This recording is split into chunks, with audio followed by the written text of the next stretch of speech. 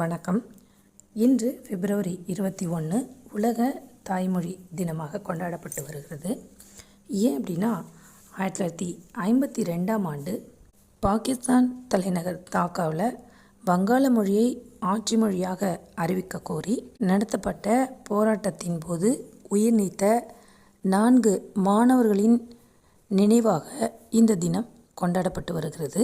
வங்க அரசின் முயற்சியாலும் உலக அமைப்புகளாலும் ஐக்கிய நாடுகள் சபை யுனெஸ்கோ 1999ஆம் ஆண்டு பிப்ரவரி 21ஆம் நாள் உலக தாய்மொழி தின நாளாக அறிவித்தது. 2000 ஆண்டு முதல் உலகம் முழுவதும் இந்த தினம் கொண்டாடப்பட்டு வருகிறது. இதனுடைய முக்கிய நோக்கம் என்னன்னு பார்த்தோம்னா, பல்வேறு சமூகங்களின் மொழி பண்பாட்டு தனித்தன்மைகளின் முக்கியத்துவத்தையும் அவற்றிற்கிடையே உள்ள ஒற்றுமையை உருவாக்கும் எண்ணத்தோடு இந்த நாள் உலக தாய்மொழி தினமாக கொண்டாடப்பட்டு வருகிறது.